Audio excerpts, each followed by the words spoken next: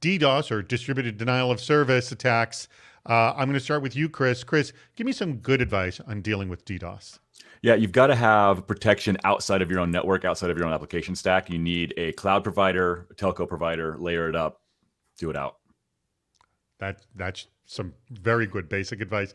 All right, Omer, take the complete opposite. Give me some bad advice on dealing with DDoS. Bad advice. Pay the ransom fee. That is some bad advice. Chris, one up him. Give me some worse advice on dealing with DDoS. Just open RDP everywhere and let your network get taken down so they don't DDoS you. Oh, well, then you don't have a problem. You also don't have a business. Let's begin. Get ready. It's Super Cyber Friday. Hey, welcome everybody. Today's topic is hacking DDoS, an hour critical thinking about emerging threats in distributed denial of service attacks, and that's going to be our very first question. So hang tight for that. Whoops. Our guest today, you just heard from them, Chris Grundeman, who is a research category lead, network and security over at GigOm. They are the research company, and we also have Yoer. I was having a problem pronouncing his last name, and he already have screwed up on his first name. It's Omer Joachimic. I hope I pronounced that right. Oh, geez, I've been struggling. It's Omer. We're just going to go by Omer, all right? Not Yomer, but Omer. He's the product manager over at Cloudflare. Hey, huge thanks to Cloudflare for sponsoring this episode of Super Cyber Friday. We greatly appreciate that. And lots of different ways to participate. You all know what they are. Here they all are. I don't need to read them all for you, but just tell you the bad idea is how not to stop a DDoS attack. And we will want to hear your tips on how to improve DDoS protection as well. Also, please ask questions. You'll see there's a link at the bottom of the screen to ask a question. So go ahead, ask questions. There's a lot of interesting things coming in about DDoS, and Omer and Chris have some really, really cool stories to tell you. So this is going to be a very, very interesting hour. I'm very much looking forward to it as well.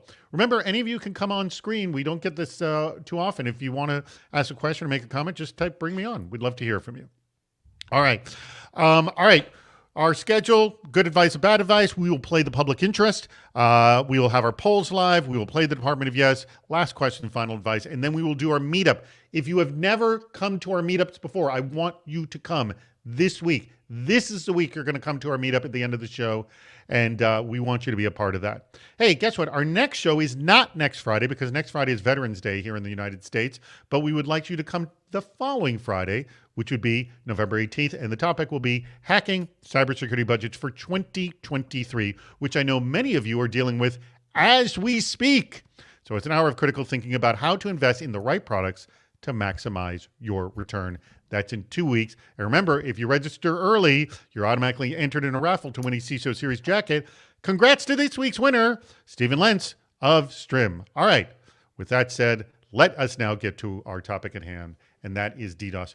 Let me just start with a very basic open question. I'll begin with you, Omer. And that is, we've historically known about DDoS for quite some time. And the way I saw it early on, and I know that we were kind of talking about this before the show, it was just, this was mostly cyber vandalism. Let's just, some politically motivated group just want to take down some site. But it has become way more than just that. So if that's your only view of it, you're only seeing a very small slice of the pie. What has it become? Well, it has become very easy to launch attacks, very large attacks. And very cheap, as I understand, too. We're Very talking cheap. tens of dollars to do one of these. That's nasty. Exactly. Botnet as for hire services are very cheap. And if you don't want to spend any money, you can just enjoy the benefits of some trial accounts on some cloud providers, spin up some VMs, launch HPing 3, and go to town with it. This is not a how-to session, by the way. I want to remind everybody. Oh, I'm sorry. So, all right. So, Chris, walk me through what is DDoS now more than just cyber vandalism? Yeah, there's a number of things. I think, on the base level, as you guys talked about, there is, DDoS as a service has become a business. But then the folks who are using those services or building them themselves, there is still the vandalism part.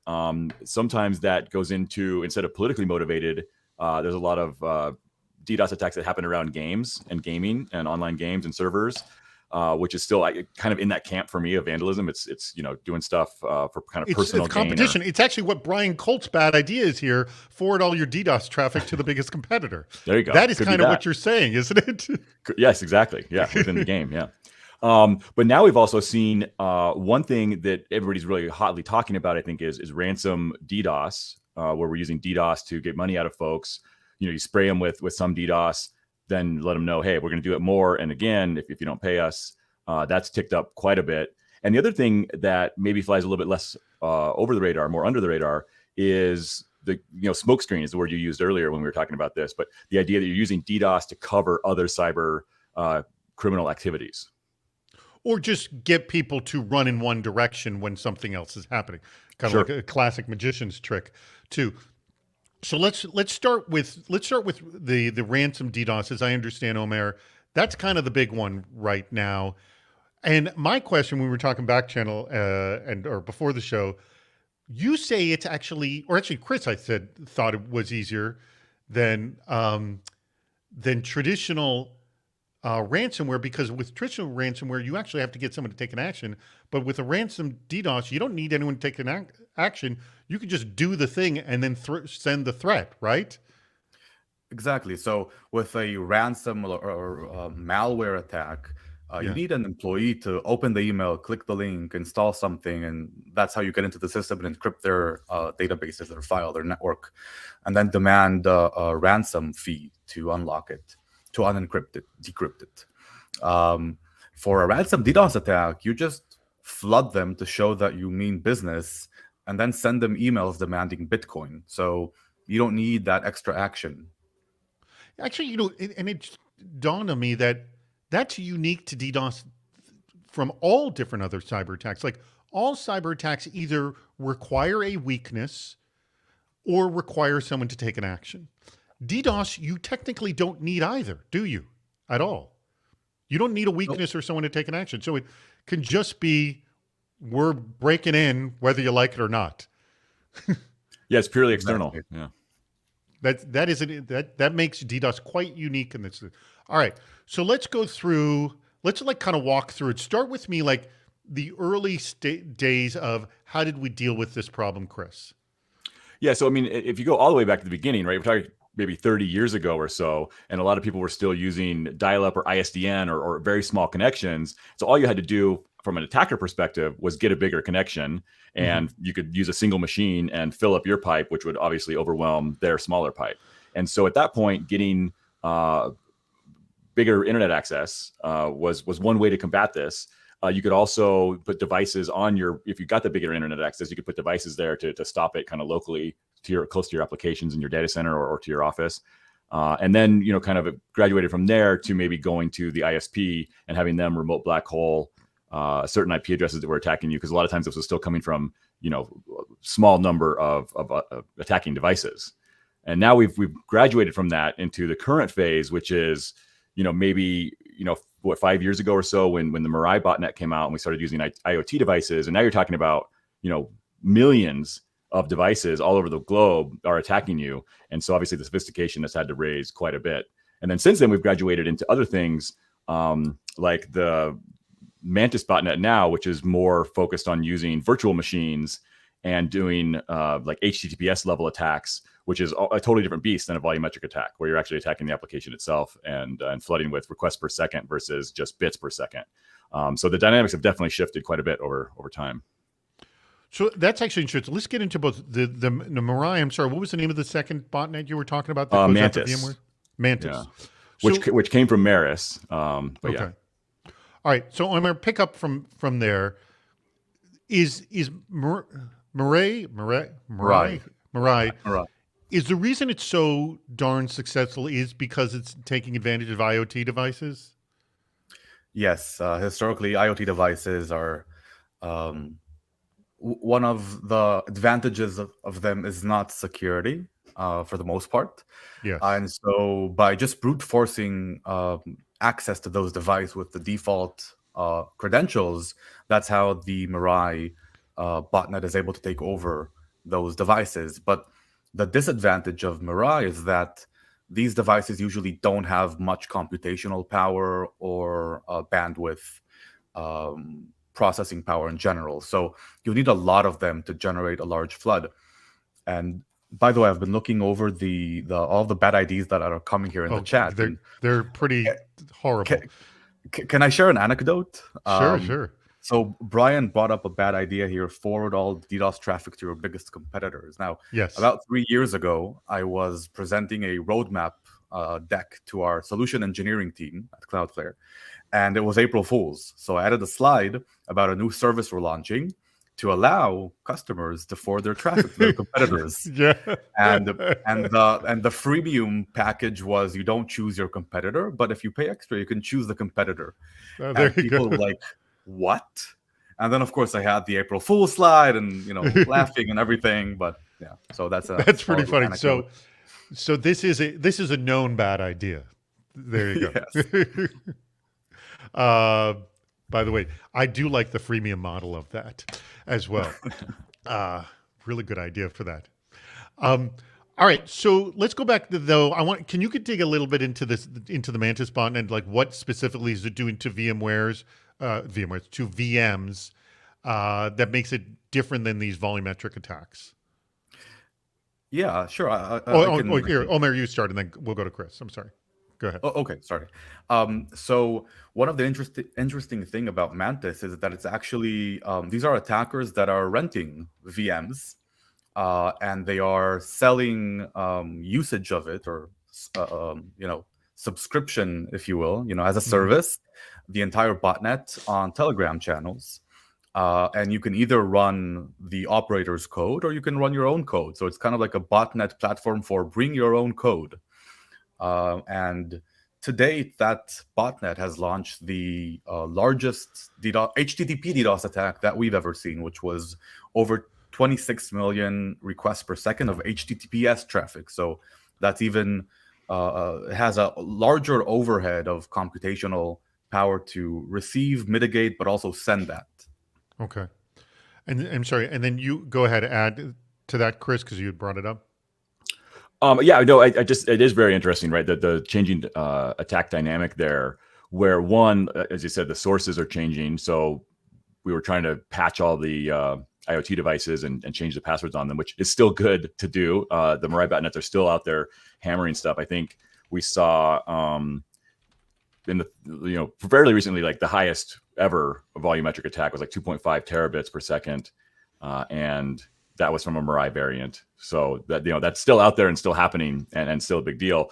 But the Mantis stuff is super interesting. I think as Omar said, Cloudflare saw one at like 26, 27 requests per second. I think Google a month later saw one at something like 46 million requests per second.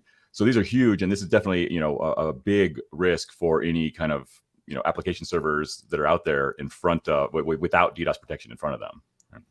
Very good point. All right, we're going to get into details of how we deal with this in just a second. I just want to mention a few things.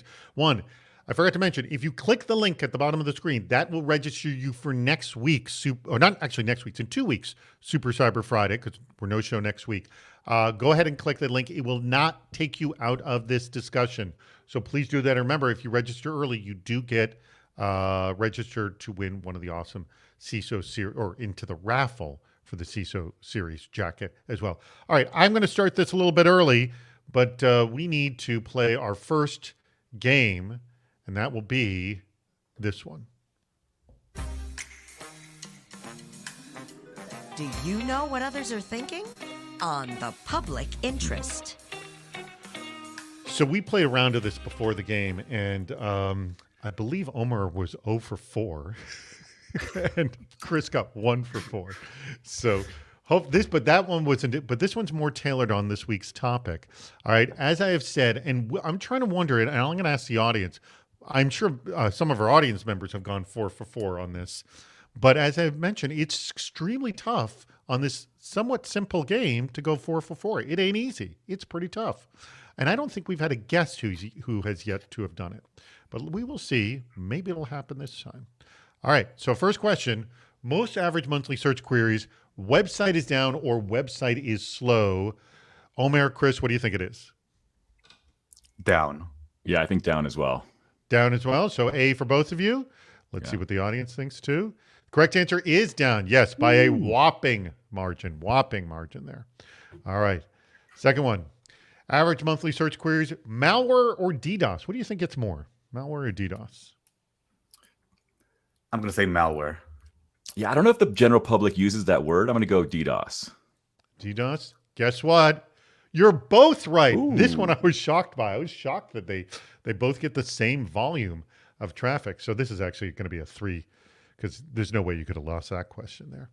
All right. This is a good one. Botnet or Trojan horse? Which gets more? Botnet. You got to remember the Trojan horse is something more than just technology, guys. It is Trojan horse. Yeah, Trojan horse actually meant something before botnet ever appeared. All right. And our last one here, web traffic or site traffic. What do you think people use more often? Web or site traffic? So based on the previous question, I would say site traffic, because that could also mean traffic to some like sites. parking lots and stuff. Yeah. I'm going to go web just to split it up, see what happens. All right. Well, you don't want to look to win. You just want to split it up. Yeah. All right. You were correct. Web traffic is right. All right. Very good, Chris. Good job. Excellent job.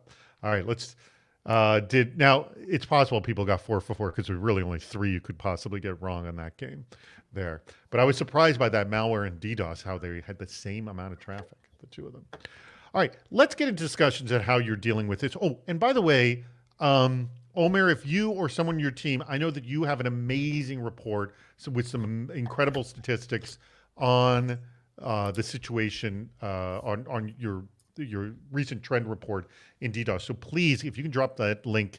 There it is. He just dropped it. There is the link. Check out that awesome trend report that they have as well. Let us talk about,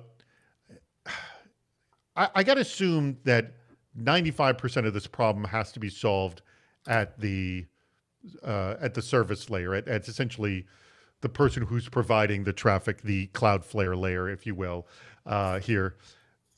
I mean, is there any other better way to handle it, or that's kind of where you have to deal with most of this problem? Yes, Omer? So it's a little trickier than that because who provides the service can vary, right? So in this case, Cloudflare is the kind of the closest to the source. It's where your content is cached. It's where mitigation rules take effect, and that's kind of the best place to enforce protection. So I mean, maybe the answer is what you just said there: closest to the source. Whatever is closest to the source is your best solution. Exactly. Okay. Let me come back to that, Chris. I want you to just add to that. Closest to source, is that really your best? Where you have to look for your solutions? Yeah, definitely. I think for almost everyone out there, unless you are Cloudflare or one of these other companies like Google or Facebook or somebody, you just don't have the infrastructure to soak up these sizes of attacks that are happening these days. So you really do need something external to your network almost always. And whether that's, and I would suggest layering it as much as possible, right? So if you're hosting things in a cloud provider, use their DDoS service, and then maybe still throw, Cloudflare on top of that out at the web layer. And if you're doing this in your own data center, then definitely tie in with your telecom provider as well, right? So layer it up and definitely push it out there as far as you can get it away from you. Stop it before it gets to your applications, your network, your sites, whatever you're trying to protect. All right. So give me a sense also, Omer, like how has Cloudflare's solution, I want to open the floor to you to explain how exactly Cloudflare is doing this. How has your solutions evolved with the changing behavior of DDoS attacks? Like, what is staying the same? I mean, the same thing is you're dealing with volumes of traffic, but at the same time, you want the good traffic to go through and you don't want the garbage to go through. And I'm sure that has, there used to be a simple way of seeing garbage traffic, but it's not as easy anymore, is it? Yeah. So over the years, we've advanced and evolved our systems, our mitigation systems. The main kind of concept of how we detect and mitigate attacks is with dynamic fingerprinting. So a fingerprint of the attack traffic is detected and generated in real time. So we only drop the bad traffic. How and where that happens is very interesting because that has evolved significantly over time from being something centralized when we had a smaller network to a decentralized system. So now every Cloudflare server and every data center does DDoS detection and mitigation by itself autonomously, but they also communicate with one another. And that gives us quick time to mitigate network resilience because each data center can protect itself. But also we have that global view against globally volumetric attacks. All right. Oh, by the way, Aaron, if you have not dropped the best bad idea poll, please drop that now. We need to get those bad ideas in. So what have you seen, Chris, is becoming like, we said you need, if you don't have a company like Google or Facebook, then it could absorb these kinds of attacks. You need something like a Cloudflare to be, essentially between you and the potential for attack because the average company can't handle this kind of a thing. What should you be discussing with an organization that is trying to protect you from DDoS? Or are there things that different kinds of businesses have unique issues? Like maybe it's just like if I got an e-commerce, site, you can say the actual transactions that can't ever go down. If something has to go down, this can go down, but this can't. Like do you have these kinds of conversations with your provider? How does this work? Sure. I mean, there's definitely, most folks at this point have different applications, different websites. Maybe there's a portal that's a back end and a website front end, things like that. And definitely, depending on your budget, you may need to prioritize some things over the other. Obviously, right. with some forms of DDoS protection, it's always on and you're always routing traffic through the provider that's providing the protection for you. And in other cases, you may want to only pay for that when an attack is actually happening. But obviously that runs the risk of something going down for a little while you figure it out. So it's a little cheaper, but also, it's less protection. So those are big deals. And I think when you're choosing a DDoS protection service, obviously you want to look at, network defense, application defense, and then the scale of the provider to make sure that they can actually handle any attacks that might come at you. And then there's definitely quite a few criteria you can look at, right? So is this integrated with the content delivery network that you're using? Will this integrate with your web application firewalls? Can you integrate it with your SIEM and whatever logging and other security tools you're using, internally, so that you can see what's going on and corroborate attacks, especially if it's being used as a smokescreen? And then, looking at folks for, using AI and machine learning and trying to learn on the fly, because as we said, so these things are getting more and more advanced. And so understanding how to see an attack, update your systems and learn from that is something you want to ask of your protectors as well. I can assume, Omer, this question from Dustin Sachs, who asks, what do you say to business leaders or lay people who either don't understand DDoS or think they're more of a scare factor? I, in a weird way, even though it's an acronym, I can assume most people know what DDoS is because we've all, to some level, been affected by it. Like we've all gone to a website at one point that we couldn't access because it was getting DDoSed at the point. Do you find people's knowledge on a sort of a grander scale is high because of that reason? Yes or no? What do you think? Yes, for sure. Even when I talk to, people that are not in the business or less technical, and they, like, oh, what do you do? It's very easy explaining to them, yeah, I product manage a service that protects you from DDoS attacks. So basically, when you went to some site and it was down, so we prevent that. So it's very easy for people to resonate. All right. So where are we? We're 20 minutes. Oh yeah. Please vote on the best bad ideas. Those are up. There are some pretty horrible ideas there as well. We do have a question in from Jesse. Jesse, question: do DDoS attacks frequently happen as this goes to the smokescreen, as a distracting tactic, or do they typically happen as a one-off event? I think we were kind of asking. I was answering this question earlier because we were talking about all the different types, like cyber vandalism, smokescreen, which is sort of the distracting tactic, like what Jesse's asking, the ransomware tactic, which we mentioned earlier, or the competitive tactic, which is trying to attack a competitor, like your April Fool's joke. Is it easy to tell which is more popular than others, or no, that's not a way to tell right now? And does it actually matter what the motivation is? Chris, what do you think? You're on mute, by the way. You're on mute. Sorry, thank you for that. I left it on mute. In some cases, you can tell by who's being attacked, right? So for example, back in February when Russia was invading Ukraine, there were DDoS attacks happening. We can assume that was, I guess, competitive intent in the buckets you laid out. That's a nation-state level competition, but there was a Mirai botnet being used for DDoS attacks during that invasion on both sides. Or for example, when a Minecraft server gets hit, that's probably not ransom. That's probably somebody messing around, right? So in some cases you can tell based on the vector. And obviously if someone sends a ransom note, it's ransomware. Not everyone's going to tell you that they got a ransom note, but in general we can tell. So yeah, you can kind of tell. But I think to your point, it doesn't necessarily matter, right? If you can stop them, you can stop them, and if you can't, you can't. And it doesn't really matter why someone's mad at you. If they're throwing stones, they're going to hurt. Omer, I want you to talk about how much this has gone up. And I think just from our discussion earlier about how ludicrously cheap this is to do, to conceivably free. Like, I could see some launching many, many, many attacks every single day. And is that what you're seeing? Because if it's so cheap and so easy and causes such a disruption, I got to imagine this is happening constantly. What are you seeing? It's a nonstop. It's happening like right nonstop. now. There's multiple attacks happening right now. Multiple. I can open a Grafana dashboard right now, and we could watch millions of packets per second being dropped. It's the fact that everyone, even if you're not very tech savvy, can launch a DDoS attack or pay for a DDoS attack.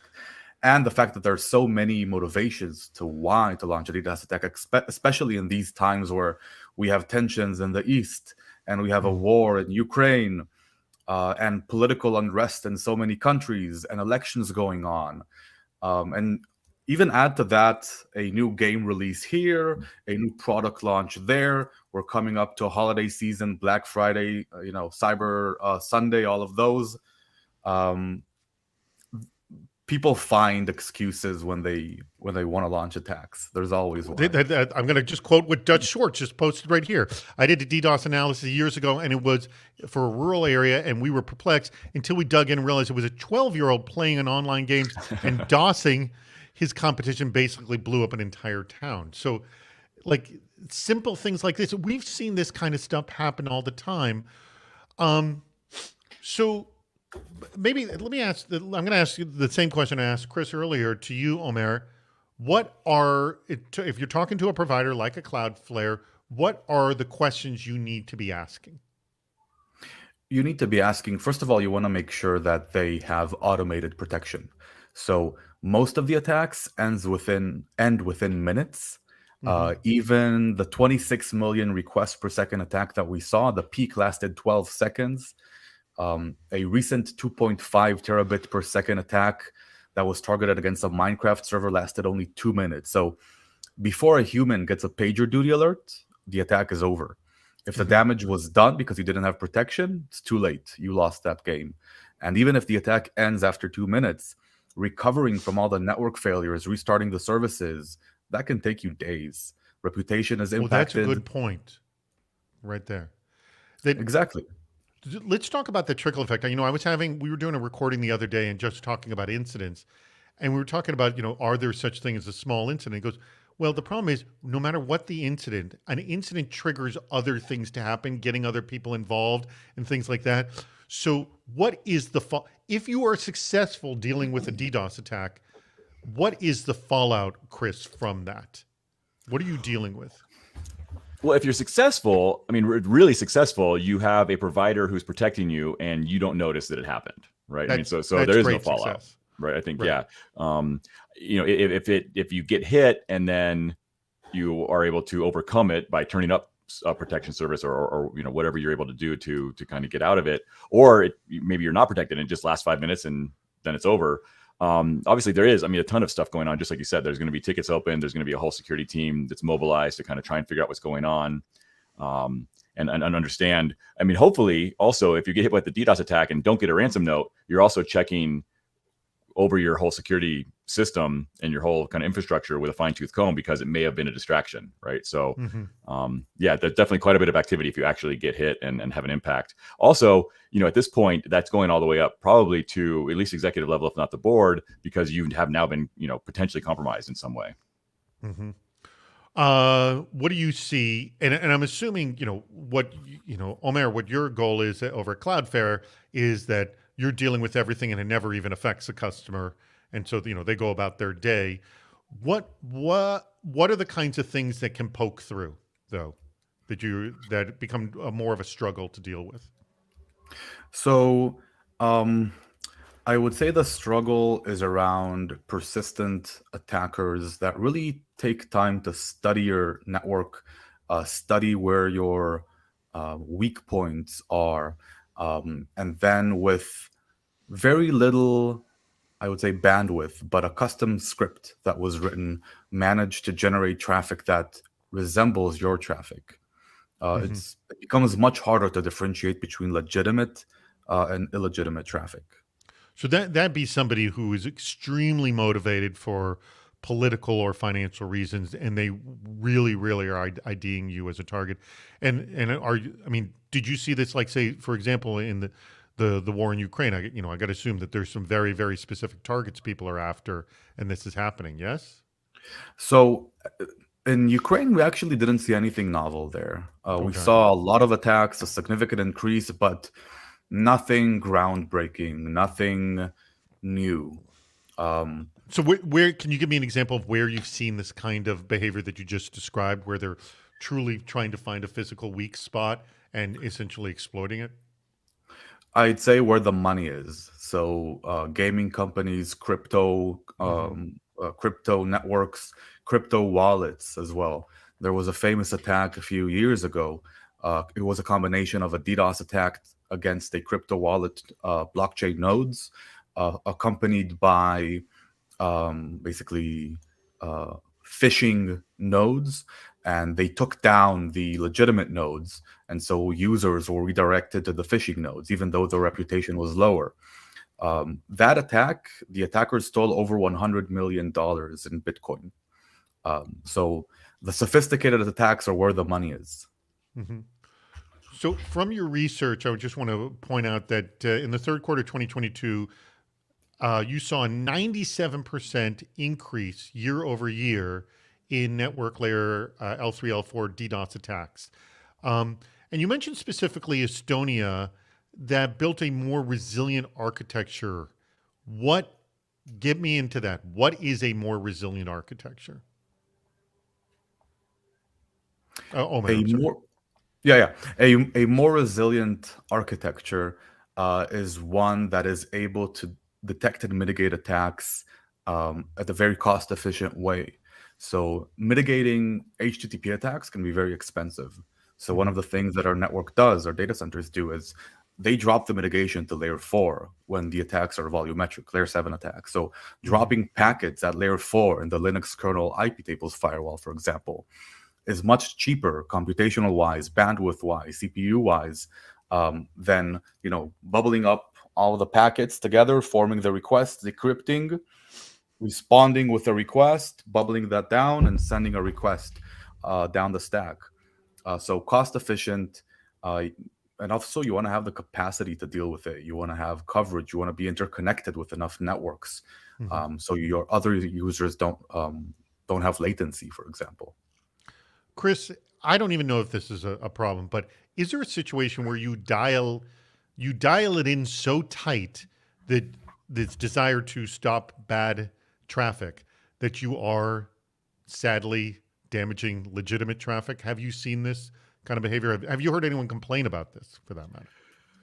Sure. I mean, it definitely can happen. And I think it happened a lot more in the past when we had less sophisticated tools, because just, the tools we had were, at the IP layer or somewhere like that.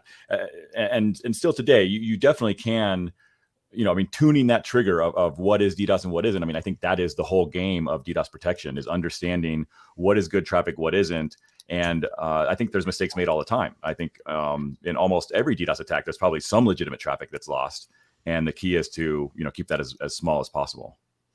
I want to remind people that there are a lot more people of you on that have not actually voted in the poll. So if you have not voted, please get in there and vote. There are a lot of really bad ideas with regards to DDoS attacks, and we'd like to hear from you as well on that. All right, and I know how many of you have not yet voted. All right, so let me get to. We have a question actually here. I don't even know if this is a thing. So Jeff Reich points out that let's not forget DDoS attacks on call center phones. Are you seeing much of this? Does that actually happen? I mean, I could be a help center or even a sales center. Does that happen, Omer? Yeah, so two immediate campaigns come to mind. One is last Christmas, not last Christmas, but last winter, there was an attack on VoIP providers around the world. VoIP providers, including call centers or providers that provide services to call centers, they rely mostly on UDP traffic, which is a stateless protocol. It doesn't have a lot of fields in the headers, so it's much harder to fingerprint and much easier to target for DDoS attacks, because there is no state that you can use for context to understand, is this packet good or bad? Should I process it? And so we saw a large campaign against VoIP providers, the largest ones you can think of around the world, last year. Similarly, earlier this year, ourselves, Cloudflare, along with other companies together, we identified a zero-day vulnerability in Mattel devices that are used in call centers around the world, including in the US, police stations, municipalities, and so on. And we worked with Mattel to kind of patch that, fix that, and also provide protection for our customers. That exploit allowed basically DDoSing, causing a denial of service event to those servers. But because of that work, we don't believe that there was much actually that happened. So that was luckily prevented. So it appears that both Dutch and Dustin believe I have a kindergarten teacher voice, which I do not think I have at all whatsoever. Chris, what is your experience towards either call centers or any kind of specific group that's trying to complete a business function? I'll say it's sort of in that more general say.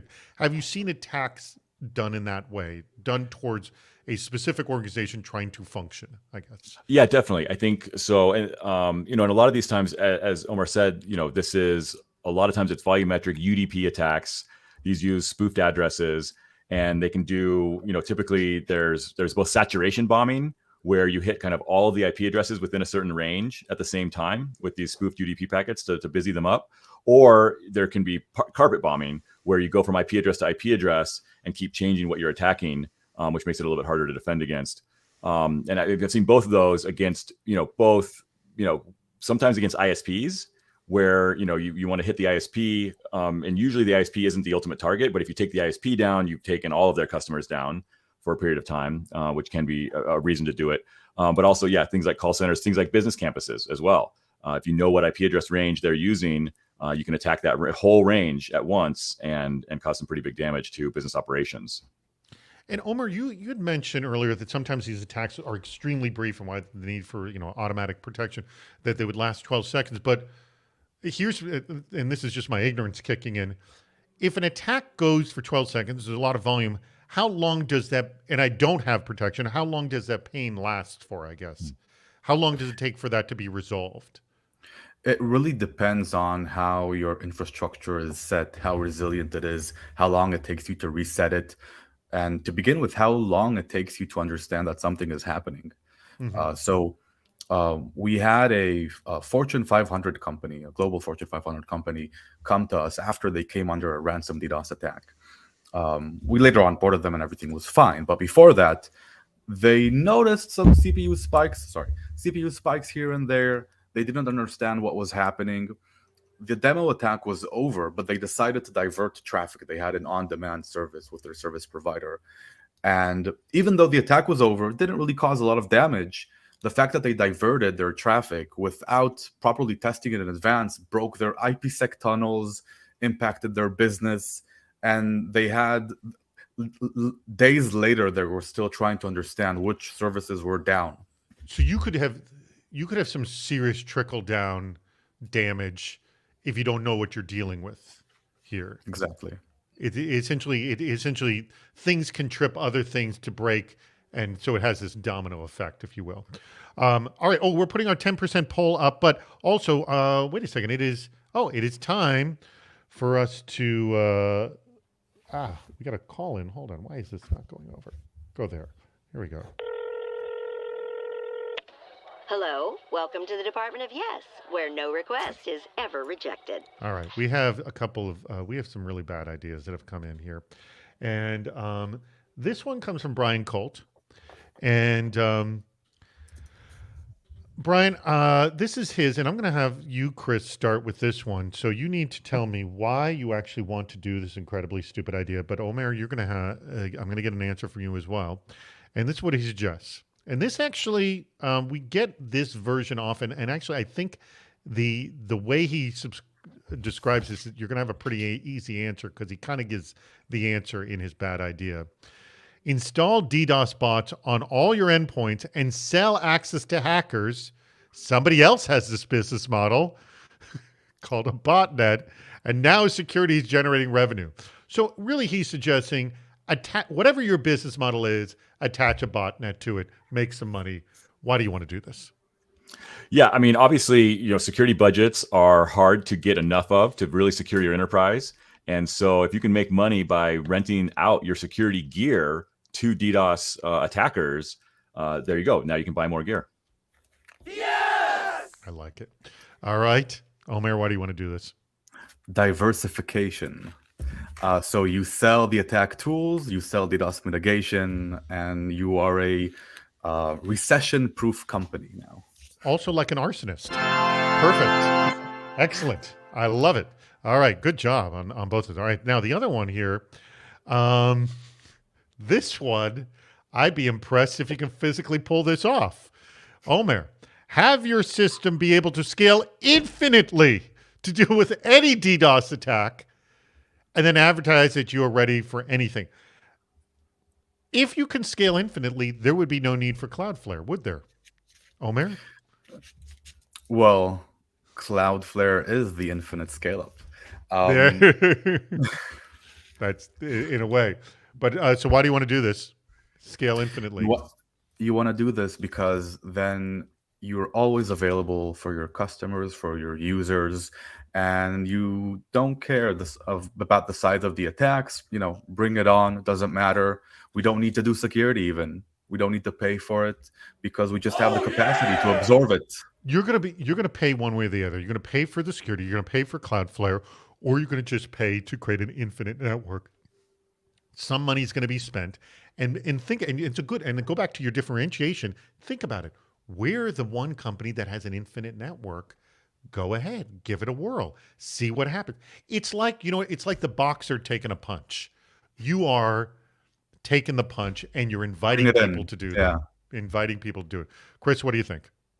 Yeah, I agree. I mean, that one is definitely big, right? Where if you're out there dancing around saying that you have an infinite network and you can handle anything, you may soak up a lot of the attacks that would have otherwise gone to other targets.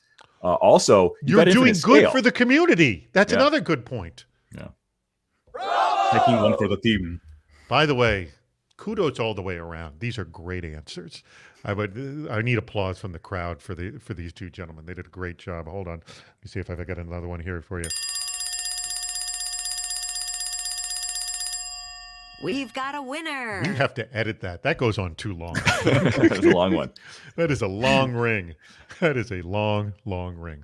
All right, I don't know if you sound like a kindergarten teacher or not, David, but John Procap thinks I sound like Josh Scott, who's the CISO at Postman. I have not spoken to Josh, so I can't confirm nor deny. We had him on a long time ago, and I can't remember his voice. We've had him on a long, long time ago on the show. All right, hey, our 10% better poll is, and like always, far more bad ideas than good ideas. Our audience is consistent in that way. By the way, I don't know who did these. I bet you Aaron will be able to pull these up, but you can speak up.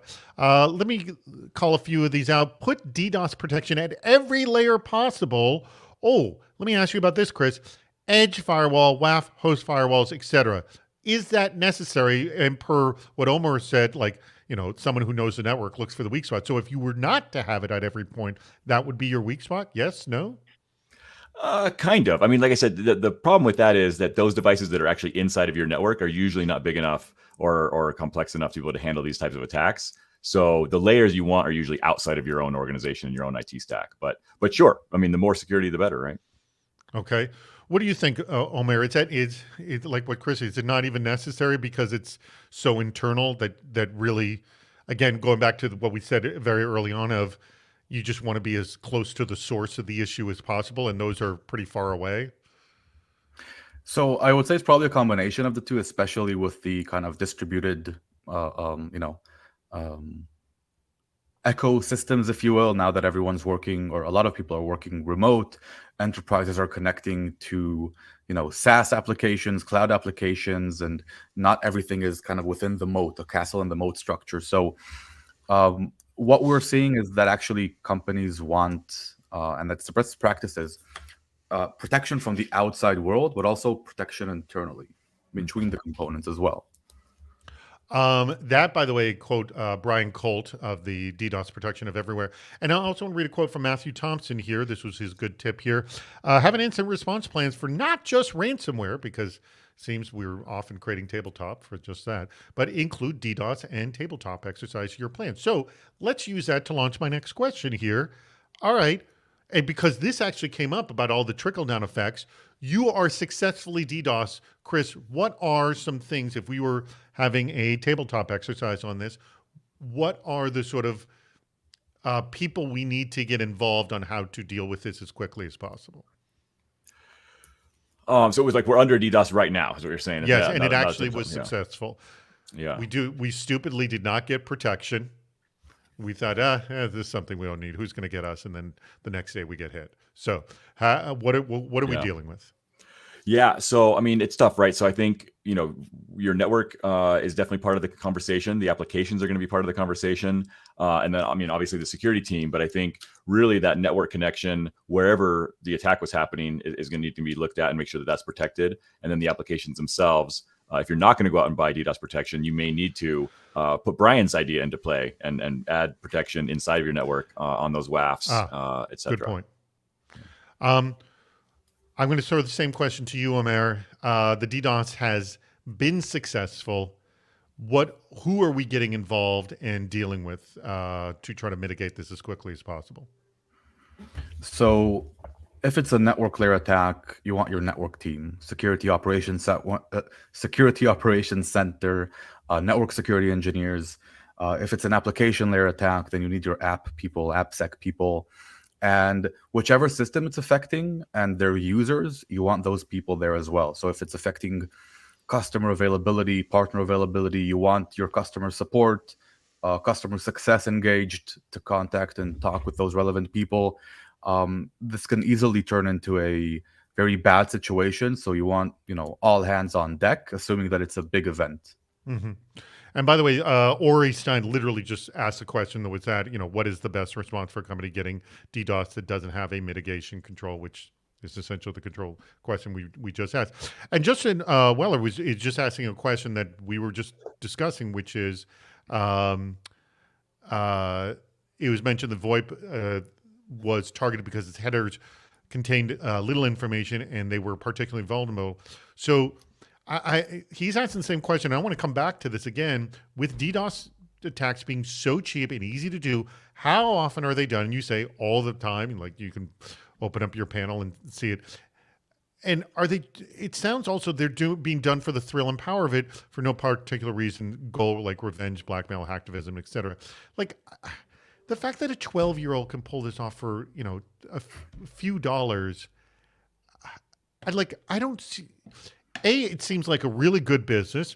Oh, if you're just pissed off with somebody, launch a DDoS attack, make their life miserable. So is the average user susceptible, or they need to know that, their provider has some kind of DDoS protection? I mean, That's got to be a question whenever you're talking to a provider. Do you have something of a Cloudflare equivalent protection so I, as an individual, don't get DDoSed? Omer? Yeah, I'd say that there's less risk of individuals being DDoS just because unless there's a specific reason, an individual is probably of no interest to the attacker. Well, but Unless we also perhaps, hear of doxing happening yeah, in the real world. Like, Or I swatting. got to assume there's digital doxing that happens, yes or no? yeah. So I think if you know the individual's IP address, Yeah. you could DDoS them, and assuming you don't have a terabit per second connection at home, the attack that hits you could be very small to the fact that the ISP doesn't even notice it. It doesn't look suspicious, and it can still disrupt your internet. If not fully, Well, at let me least ask slow the your very Netflix basic question. down. Do you ever see this happening? Not really. No, okay, so it's not even an issue at all. So let me, we have, how much time we have? We have 10 minutes left. Actually, let me ask this one question. I'm going to closing to you, Chris. What are issues in DDoS we have not touched upon yet before we get into our close here that you think our audience needs to know? I brought up something that is not even relevant, so my apologies for that. Let's go there. Well, I think there's an ecosystem angle to all of this, which is that there are things that third parties, to either the attackers or the ones being attacked, can do to help mitigate DDoS on a systemic level, right? And this is happening. If you look at the major cloud providers, they have threat hunters that are looking for these VMs that are stood up maliciously, that are sending this traffic. We also need more service providers all over the world to use what's commonly called best common practice BCP 38, which is about ingress filtering. And it basically does not allow anyone to send spoofed packets. If every network on the world did this, those like UDP spoofed attacks couldn't happen. But the problem is most folks don't do it. And so there's this ecosystem angle, I think, is something that's worth understanding. And if your business is any kind of service provider, there's probably something you can do to help lower the load globally. All right. Before I'm going to ask you, Omar, the same question in just a second, but because we're going to be changing this in a second, everyone, if you have not clicked the link at the bottom of the screen, please do that right now because it's going to change in just a few minutes. Omar, please, is there an issue on DDoS we have not addressed? I mean, there's, I'm sure, tons of them, but a critical one that everyone needs to know about. Yeah, so I would say that based on my kind of discussions with customers and prospects, you can have the best service protecting you in the world, but if you don't know what to do when things hit the fan, that can be a problem. So I would say that the first thing that you need to do is educate your team members, your employees, even tabletop exercises. Yeah, exactly. Even the non-techies. So we've seen ransom attacks, and the emails have been sent to just the publicly available email addresses, help at, PR at, investor at, and they just discard it as spam. And that can cost the security incident response team a lot of time in response time. You need to have the logs, alerts, dashboards. You need to know what to look at. You need to know who to talk to. That's kind of, I'd say, one of the most important things that people sometimes neglect. All right. I'm going to come back to you guys with closing comments. Let me wrap up this show right now. Our next show is going to actually be in 2 weeks. If you have not clicked that link at the bottom, do it this very second because it's going to change very, very shortly. It's going to be hacking cybersecurity budgets for 2023. My feeling is many of you are dealing with this at this very, very moment, if you haven't dealt with it already. Whoops. Remember, register early. That means click it now. That would be early, and you're entered in the raffle to win the CISO Series jacket. All right. Huge thanks to Omer's company, Cloudflare, for sponsoring this very episode of Super Cyber Friday. We greatly appreciate that. And let me mention that in really about 95 minutes, we're going to be doing Cybersecurity Headlines Week in Review. That's where we invite an expert like Marcos Marrero, CISO of HIG Capital, to comment on the week's news. It's only about 25 minutes of interesting conversation, and you can check it out on the CISO Series YouTube channel. That's where the conversation for that happens over there. Stick around for their meetup. Aaron, you can change the link at the bottom of the screen. And as soon as I said that, it happens. It's like magic. He is the wizard behind the curtain that makes it all happen. Thank you very much, Aaron. By the way, big round of applause for our entire audience, from our audience, to our producer, Aaron Diaz, for making all of this happen and making this show run as smoothly as you see it run right now. So click at the link at the bottom of the screen to join us for a meetup. If you've never been, you're the one I want to join today because I want to meet you. It is a lot of fun, and both Chris and Omer will be there as well to answer any of your questions you may have about DDoS or anything else, because they are great soothsayers who have all knowledge.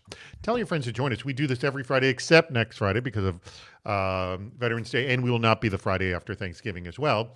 We do it then at 1 p.m. Eastern, 10 a.m. Pacific. And guess what? If you want to sponsor Super Cyber Friday, we got 2 left in 2022, and we're already selling a bunch in 2023. So please contact me at david@csoseries.com. Okay, we have just a little bit of time left. I'm going to start with you, Omer. Omer, how would people want to contact you? Also, could you paste again in that report that you have that's really, really fascinating about trends in DDoS? You just did it right now. How would people contact you? And I'm guessing you are hiring at Cloudflare, yes? Yes. We are hiring marketing, admin, sales, people team, engineering, finance, you name it, all around the world, the US, Europe, APAC. So reach out to me on LinkedIn or go to our website, Cloudflare, and search for careers on Google, Cloudflare careers, and that should bring you to our full list. Omer, do me a favor. Would you paste in your LinkedIn profile too, as well, into the yes, in there as well, and you will be available also in our meetup immediately after this. All right, Chris, same for you. By the way, for those people who are not familiar with GigOhm, we actually have a nice relationship with GigOhm. They are a great research outlet that has some pretty darn awesome reports, and they're really, really good about like categories like DDoS, about finding good solutions of what you need to know, the knowledge you need to have when making an educated choice, and just understanding the category in general. So I really love your work. And you have worked on these reports specifically on DDoS, correct, Chris? I have, yeah. So pretty much everything that covers networking or security at GigaOM goes across my desk in some way, shape, or form. And I mean, the reason I work with GigaOM is because they are, I believe, disrupting the research analyst community or industry by using practitioners to do the research. This isn't just career analysts. It's folks who have been in the trenches, have the bruises and scars to show for it. And also, we only focus on technology. We don't really look at market size or sales numbers. We look at, is the technology good or not, and recommend based on that. Excellent. And by the way, if whatever way you want people to get in contact with you, LinkedIn, whatever, please drop it in down there as well. All right. We are just a couple of minutes from ending, so I think we'll just wrap this up right now. I want to thank Cloudflare for making this happen. I want to thank Omer for making this happen, and Chris as well. Your knowledge on this topic has been great, and I must say we have slammed a ton of information about DDoS in this past hour. I want to thank our audience as well. I really, really hope all of you show up in our meetup immediately after following this, because it is a lot of fun, especially if you've never been there. You're missing out, so don't miss out. Thank you for everybody for participating. Aaron, take us out. Everybody, click that link at the bottom of the screen. Click